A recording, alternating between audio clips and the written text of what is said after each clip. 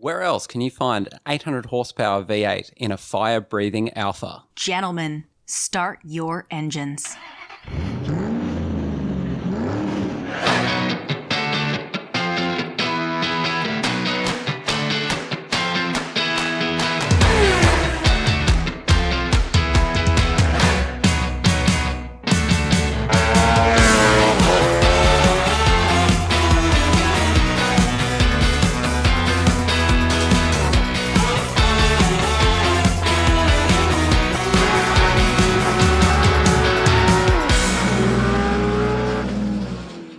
Hello and welcome to Motor Racing Passion, the podcast where fans and enthusiasts talk nothing but motor racing.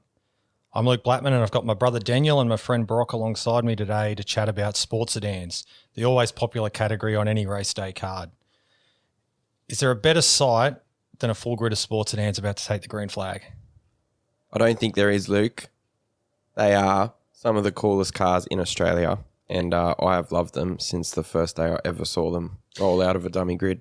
I'm the same. I think my earliest memories are it's Oran Park and you're just standing on that front stretch there and you can hear the engines absolute beating, the flames coming out of the exhaust. So it's, no better sight. What is it about them that is just gets your attention? They are I just think they're so ferocious. Like, they're such a pure race car. They're not dulled down in any way. They're raw, they're loud, they look scary, they're scary fast. And they're sort of nice in the sense that they're not built by huge manufacturers. They're built by guys in their garages. They're really pure. And, for the speeds they do, unbelievable cars. And the variety. Huge variety. The variety. You've got... It's sort of run what you brung. Yeah. I mean, they have some rules, obviously. But as far as a pure racing category goes, I think Sports Sedans is the best one out there by far. And I reckon that's a big thing is that in an age now where there's so many rules, there's so many restrictions, there's so many common chassis, common engines, those types of categories, Sports Sedans has kind of kept that purity and, that innovation, creativity that you can go, hey, I've got like a Mazda 3, but I want to put a V10 in it if I wanted, and you can do it. Well, even you can enter a... I don't think you can run a V10 in Sports Sedans. Sorry, but theoretically, your range of options is huge, and I like that you can you're not restricted. It's the only restriction is the size of your wallet, the time, and some reliability and how big your balls are. Well, exactly. Yeah. If you put BMW had an M5 with a V10, didn't they? Road car. Yeah, You could put that in a sports sedan. could you? Yeah, I don't know. pretty sure. Well, they got V12. There you go. Luke's going to make a V10. We'll fact check M5. that. No, what did the Aston run a couple of years ago? Sports Sedan. That's It's a Shed. 6-litre. Yeah, okay, it is. Shed. Okay, But Mark Trenoweth's Jag used to be a V12. Was it? what Yeah. a classic. Okay. The Colorbond one. Yeah. But yeah, but back to the point you're talking, a Mazda 3, you can even enter if you've got almost a stock standard Mazda 3. You can run that. You can... Yeah, because they've got the classes. I know in New South Wales State Sports Sedans there's class 2 and 3, and you can have a floor body car, which, just to hot it up, sort of Commodore with a roll cage in it. Yeah. Mm. Or you can have a full space frame, V8 supercar pace, even faster. Yeah. Craftsman's trucks. You'd from Wow, the US, you yeah. throw one of them in. They're a bit only different. in New South Wales. I don't think the They're a bit Victorians would different. let them run. Oh, give them a go. But I remember as a kid, I grew up at sort of, you mentioned Oran Park. When I was a kid, my first sort of memories of sports sedans are the Camalco Wonderlic sports sedan series and the Toledo Tools sports sedan series at Amaroo. And there'd be... Sports Sedan and Emeroo, that's bold, isn't it? Oh, it was great. You'd see them on every AMS car telecast. But the range of cars, like up the front, you'd have like Mark Trenoweth's Jag or Keith Carling, Mazda RX-7, Bob Tyndall in a Tirana and a Commodore, but all the way down you'd have the small cars at the back of the field. You'd have minis and everything in between. It's almost like multi-class racing, Oh, exactly. but Without the speed differences are even bigger. Yeah. It's awesome. My first memory of sports sedans is watching Speed Week when I would have been 5 or 6 years old and seeing Tony's Alfa when I was a little little kid, and I never really thought of it. And then we went out to a racetrack with my dad when I was very young, and I saw that car, and I was like, oh, that it's a car I saw on TV. And ever since then, I love sports engines. I even used to go out to all the New South Wales state rounds and just watch them as a spectator. And guys like Chris Jackson and Scott Butler back then. I mean, just awesome drivers, awesome cars.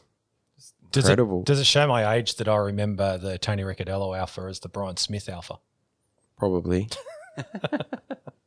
I think 94 champion. I think it just Brian shows Smith. that I'm too young compared to the average motorsport fan. Well, like what you say, you remember Sports Sedan sort of on Speed Week and that. Yeah. And Daniel remembers them as a kid from Oran Park when they would have been supporting the trucks a lot. Yep. And where sort of my first memories are, Emery Park. And Just as a tangent, we'll note that for a future episode, but truck racing needs to be on this podcast. So. oh, definitely. Well, that Sports Sedan sort of late 90s, early 2000s went hand in hand with the trucks. Yep. What was that era where they were sort of on the card of all the touring car rounds, and the main guys used to jump over and run sports sedans? Sort of. Well, in the 80s, there was always sort of seemed to be a Sports Sedan race on the support act of a touring car championship round. But in the 70s, like Alan Moffat had run the Sports Sedan Championship as well as the touring car championship, and Because even Peter Brock ran sports sedans, didn't he? Yeah, In yeah. That blue. What was it, Luke? HDT had the Beast. It was a XU1 Tirana with a Repco V8 engine. Didn't he race a blue thing around Oran Park, and that was Well, yeah, the sports sedan? Austin. Yeah, that's it. Yeah, his first race car. Yeah, that's well, pretty yeah, cool. there you go. Yes. Yeah. Sorry, I was thinking too modern. Yeah, he did. Yeah, he started in the Austin. That's actually what got him the drive. That's what got him noticed by Harry Firth to get his first run at Bathurst. I think one thing about sports sedans that I know other categories have extremely talented drivers that would be good enough to make it to the top level. But I feel like sports sedans has really had some top level drivers. A lot of the guys that have won sports sedan championships did race at the top level. I mean, Tony Ricciardello, he has got to be up there with your Wing Cups or Lownses. For sure. They're just. And you watch those guys drive those cars, it is honestly scary.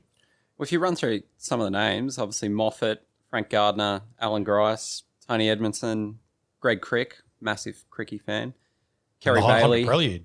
Yeah. Beautiful looking car, that one. Yeah. Cameron McLean, which was he won nice. it in the ex-Tony Longhurst M3. Coupe BMW. Yeah, incredible. And then Bailey, obviously Ricciardello, Dean Randall, Hossack, Desi Wall, Bruce Banks, 2013 champion. Yeah, in the blue RX-7. Yeah. That thing's a beast. That's a 20B turbo or something. Or a 20B naturally aspirated, I think. Might be a 13B turbo, I don't know. But yeah, like you look back at that and you go, Moff, Grice, obviously successful touring car drivers. Frank Gardner, successful at everything he touched. Like it's a who's who. Yeah, well, when Moffat won his championship, he dovetailed that with he won the touring car championship in the same year, and then when Grice won his in the Chevrolet Corvair, he was doing touring cars as well at the same time, and then sort of when Tony Edmondson in the it's funny, Alphas actually have got a good history in Australian sports sedan racing because you had Tony Edmondson's Alpha. And then later on, there was the Brian Smith driving the red Alpha, and then later on, Tony Ricciardello. Even now, you get some of the top level guys still running sports sedans. Like Jack Perkins did a few seasons in the John Gourlay Audi. That's a cool car. Yeah, Thomas Randall in Dean Randall's Saab, and that's a cool car. Yeah, and these are pretty big names. Yeah, that I was going to say that those Jack Perkins appearances, I used to love because obviously that was on the Shannon's Nationals, which I used to go along primarily for the GT3 cars. But yeah, seeing him bounce around in that was like something brilliant. Something would usually happen with that. He'd start from the back and absolutely tear it up. To obviously then go head to head with Tony at the front of the field. But I think I'd love to see more these days. Do you know what I mean? Just to coax. When Courtney was out of a seat this year for a period of time, it would be great to see some of these little interchangeable kind of one-off appearances. I remember a few years ago, was it Yulden jumped in a Mustang for a little while in the sports sedans a few years ago, and that thing was an absolute weapon of a car. It's really cool. But I think it just adds a bit more credibility because guys that are in sports sedans and follow it know how good guys like Tony Rick and Jordan Caruso and that are. They're top level. Yeah. So when you do get a supercar driver jump in and you see they don't just run away with it, you No, know, usually they're following Tony. It just shows how good. Absolutely, How yeah. good And they I'm, are. and I'm interested from a driver development wise, but I know from you hear how restricting obviously miles are now in a top level advanced supercar. Super 2's mega expensive. Like kind of co-drivers for endurance races. I know they're not the same cars, but I was like, it's a good way, I would have thought, to get miles for kind of younger drivers trying to crack into that. Sports Sedans provides, big horsepower, big tired cars where you can run around all the same circuits. Yeah, I think so. bang for your buck. If you look at lap times versus cost for a supercar versus a sports sedan, I know which one I'd pick. Yeah. Do you think the cars are more of the appeal to the class than the actual racing? I think sports sedans, because the guys run their own cars, it probably lacks a little bit of the door-to-door contact that, you know, the average punter on the hill has become sort of used to with touring cars. But, I mean, the racing's still fantastic. Like, there's some good clips of, I think it was Tony and Thomas Randall at Wakefield Park a few years ago. And, you know, I mean, real hard racing. But for sure, for me, the cars are the big appeal, because they're the only cars that I sort of stand next to and just go, this thing's an absolute beast. You know, you see a GT3 car and, yeah, they're nice and they're real flash. But a sports sedan, I mean, they're just scary looking cars. They sound scary. They're just... I love the cars, man. I love when you peer, if you walk through the pits and you peer into the door of one and you look in, the first thing you obviously see with most of them is you see the engine right in the cabin next to the driver. Then there's this little wedge-shaped area right in the corner where they just sort of slot the driver in. Hey, they're just If you're awesome. claustrophobic, you're not getting one of those. I remember being blown away the first time I stuck my head in one of them, and I was like, "What's that?" And Dad was just like, "Oh, that's the engine." I'm like, "No way!" Like you rest your arm on the engine. So they must have some poor hearing, some of those poor drivers. It's incredible. Hey, they're awesome. They're almost like, they remind me kind of the mid 80s. You know, when people say, oh, you know, the good old days when it wasn't sort of so crazy with all safety and things weren't watered down. That's what sports sedans is now in 2020. Yeah. I mean, yeah, there's some flash cars, but I mean, God, they're cool cars. Yeah. Oh, yeah. They're just awesome. Yeah. And even like looking at Victoria, got the Hyundai XL. Yeah. You know, he's getting a supercar motor in it. I mean, it's a Hyundai XL and it's an absolute rocket. I think it's Liam Hill. Yeah. Only sports sedans could offer that. Yeah. And that's what's so good about the category. But I agree. I think like the cars and the excitement when there's a new car. Like I remember the build up to the Audi coming in. What was that? Early or the late 2000s, early mid 2000s. Yeah, replace the Saab. But yeah, and that excitement that's generated by a new car, and I mean, kind of compare that with the Alfa in Tony's hands. It's been around for 20 years or so, and it's just you kind of got that classic car, and then you get these new cars, and I think that just builds. And they're no quicker than the Alfa. No, exactly, and then the Aston that showed up, Kerry Bailey's one. and it was kind of like, so you just get these new kind of new cars that are just fascinating. The Jag that you mentioned before that raced years ago, the big Mark Trenoweth's Jag. Yeah. So like John McCormack Jag originally. just those that varied cars. I think the good thing as well with sports sedans is those cars live on. So Yes, it's not like touring cars where they get sold to a collector and shelved. Yeah. I mean, like that Aston Martin, you know, Kerry obviously doesn't run it anymore. It got sold to Mark Duggan. He runs it in the State Sports Sedan Series, New South Wales, and these cars just live on forever. Yeah. And it's so They don't cool. get outdated. Oh, No. they do. I mean, if you So cool. run through the era of sports sedans over the years, they've got very long lives. A lot of them. Yeah, absolutely. The other thing I love about the sports sedans is obviously the guys who run them. Obviously, you guys are close with Chris Jackson, but in terms of everyone's open to come up. You can walk down the pits, so Eastern Creek for me, stick your head in, walk into the pits. They take such pride in the cars because, as you said, they're the ones putting the work in during the week. Mostly, you know, back shed kind of setups, and they're pride in it, and they actually happy to take questions, and they want you to understand and learn about the car. So for me, that's one of the great things about the category. It's just, you know, there's no hiding. It's actually open door policy. Come in and You've done some hiding in the pits, haven't you, bro? Checking out some of the cars. Well, two of my best experiences in motorsport have been with sports sedan. The first one was when I was a little kid. I used to go to the state rounds and I would support Chris Jackson, who's a 4-time New South Wales state champion in Sports Sedans. He's got an absolute beast of a calibre. It's super cool, and he was my favourite driver. So I'd sit on the hill every weekend and, cheer him on. And he had this huge crash at Wakefield Park when he was collected by another car, and it just destroyed the car. There was nothing left from the driver's seat back. We went down after the race and were having a look at it. And I was sort of used to the supercar, sort of ropes around the car, don't come near it. And it was just Chris just sitting with the car, just sort of telling everyone how effed it was. and I just walked up to him, introduced myself, and he was super nice, and I said, I really want to get involved in motorsport. Maybe I could, help you just clean the car or something. And he said, no, mate, I'll come around next week. I'll pick you up. You can come over and we'll work on the car. And that was, like almost 12 years ago now. And you just don't get that. I haven't had that with any other category. And Tony Ricciardello was always a bit of a hero of mine, like a supercar driver and obviously 11-time national champion, like one of the best drivers ever. And I went down to his garage when I was a little kid at Eastern Creek and sort of a bit nervous to look at the car, and he just invited me in, just plonked me in the driver's seat, and just, I got to go on the dummy grid with him. He didn't even know me. And it's things like that that really, when you're young, really just make you fall further in love with the sport. Yeah. And it's all Sports Sedans. It's just such a good culture, Sports Sedans, such good guys. They're just pure motorsport fans.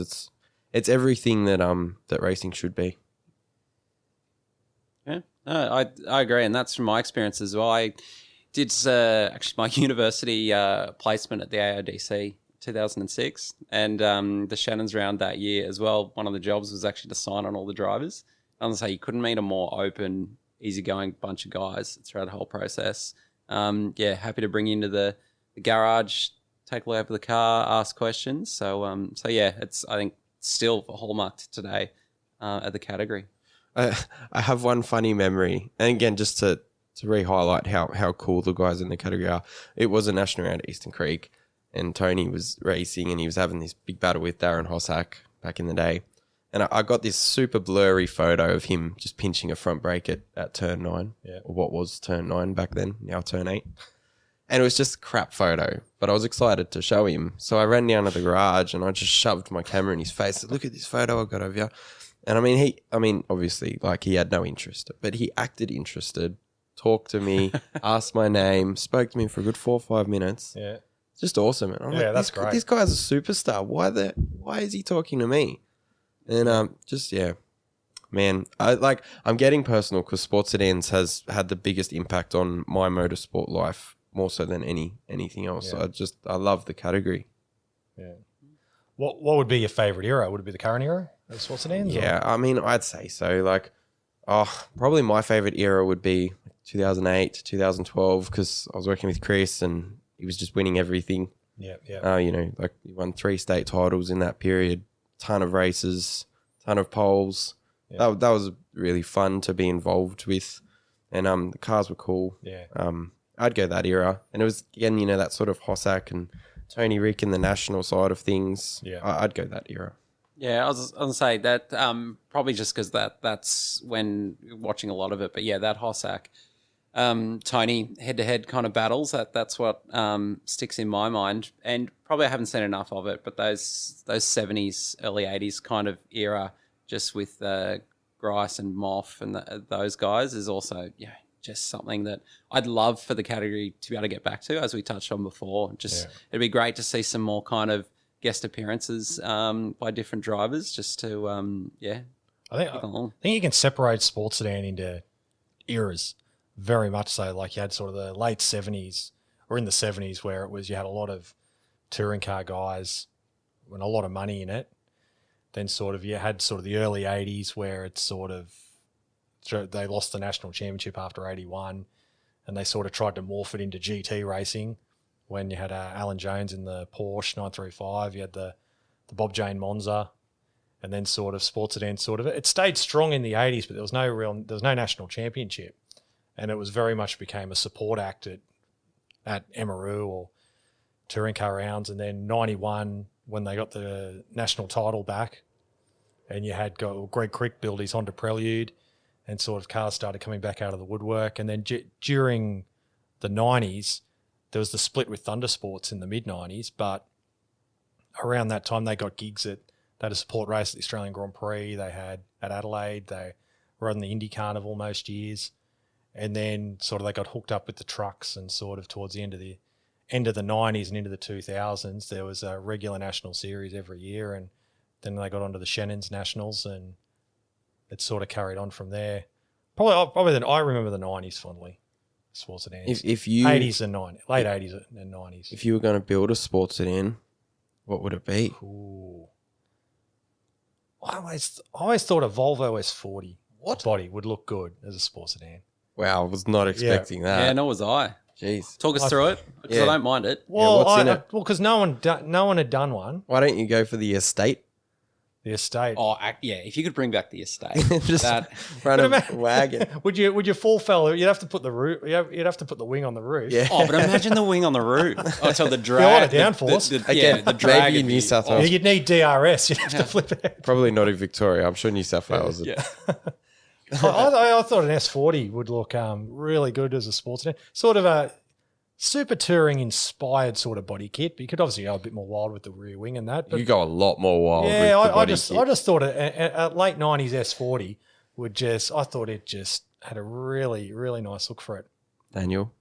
Putting you on the spot, and this is only I wouldn't from- go a Chev engine either. What? Oh, Because Oh, everyone yeah, seems yeah. to go What Chevs. power plant? I'd just find a turbo or Well, something. there's a reason everyone goes Chevs. Yeah. That's probably the only thing with sports. There seemed to be not a problem, but there seemed to be a push for a while there that they sort of wanted everyone to just run Chevs. No. It's just what And people. It's it's just been the most resisted, cost but it effective. was- It's just Yeah, because yeah. they're reliable. They're straight out of a NASCAR. Yeah, yeah. I mean, a NASCAR runs at 9,500 revs for 4 hours. I mean, so you bring them here, put an 8,000 chip in it, rev limit in it, and they just go forever. it just seemed like for a while they were trying Relatively forever. to send everyone down with the national series. They were trying to send everyone down the path of they sort of only wanted the space frame cars. They didn't want someone rocking up with their Mini Well, I mean, to Bruce run. Banks in 2013? I think it in was the 2013. Mazda. Yeah, the that turbo wasn't Mazda. that wasn't yeah, a yeah. Chev. I suppose That is was, correct. That was the outlier. 2013. But sort of it's been resistant. The variety's still there, but it seemed from a spectators they were trying to push everyone have a space Yeah. frame and a Chev sort of thing. Which I think from my end goes against the whole point of sports sedans. Like, don't push people in any direction. Like, just your mind just be the only limiting factor, Yeah, and and go from there. yeah. So- Slight tangent. We will get back to your perfect sports sedan. Thank you. But I mean, I remember. Do you remember 2002? It was after the Power Tour had died off, and there was a super touring around at Wakefield Park. yeah. And one of the support races was a sports sedan race, and there was 4 cars in it. There was a Mazda RX-7 rotary, I think a Commodore V8 supercar Commodore, and Yep. 2 Appendix J Holden Toranas. How good. That was the 4-car field. But anyway, yeah, And you know what? It would have been the great. best 4-car race in oh, history. for sure.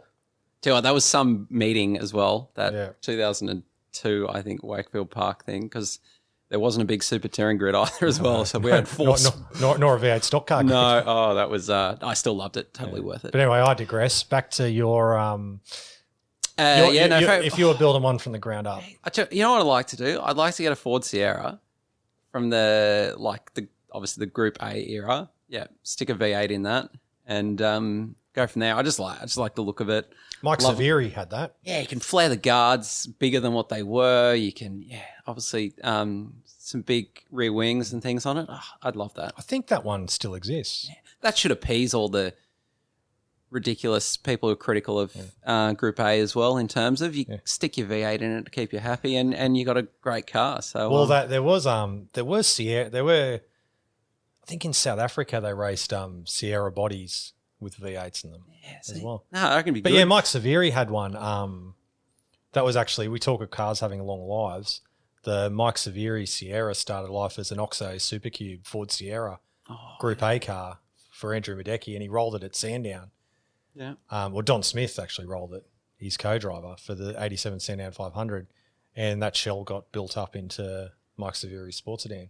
Oh, see, someone's already one step ahead of me. Yeah. But Choose another one. My biggest decision then would be: would I go Texaco? Would I paint it up Texaco, Haviland style? Would I go Colin Bond Caltex, or would I go Benson Hedges or Buzz and Got to Hornets? go the B&H. Yeah. Tim Harvey Labatt's. Buzz and Hornets. Oh, actually, I hadn't thought of that. Or or is it one of the Listerine cars from the British Touring Car Championship. No, Buzz and Hornets or Be on Edge. Be on go it, with yeah, that one. that'd be the time. Yeah, I'm a big Damon Hill fan, so maybe, maybe that might take the cake. But anyways, we digress. What about you, Brock? I think in the true spirit of sports sedans, a 2-litre front-wheel drive Honda Civic, the latest shape. I just think it would look cool as a rear-wheel drive car with a 6-litre V8 in it. How are you going to fit the 6-litre in it? Well, it's a sports sedan, so just put in the passenger seat. And everything fits with yeah, sports I'd sedan. make one of them. I just think it'd be a cool shape for sports sedans. Like, yeah, that's what I'd do. What are the current sports sedan regulations with regard to driver position? I don't actually know. Because here's something for you at home. Google, there was an Alfa, a red Alfa back in the 80s in New Zealand where the driver sat in the back. Have you seen the Audi? If on the dummy grid, John Gourlay's Audi almost looks like they're sitting in the back seat. Like you Yeah, can they see their move helmet them. through the back, through the rear passenger door window, not through the front one. There you go. Well, and that, like I imagine from center of gravity and things like that too. If you can place them further back in the car, it's Yeah. the They're thing. just cool cars. Yeah. Just everything about them. No, for those at home, try and find a photo of a red Alfa from New Zealand from the 80s. And, the driver waved out the back window. Like Panos style or not that bad? Very much like a Panos. Interesting. On behalf of Daniel, Adam and Brock, I'm Luke Blattman. Thank you for listening and join us again soon for the next podcast. Motor Racing Passion is produced by Luke Ryan for Tom Drum Media.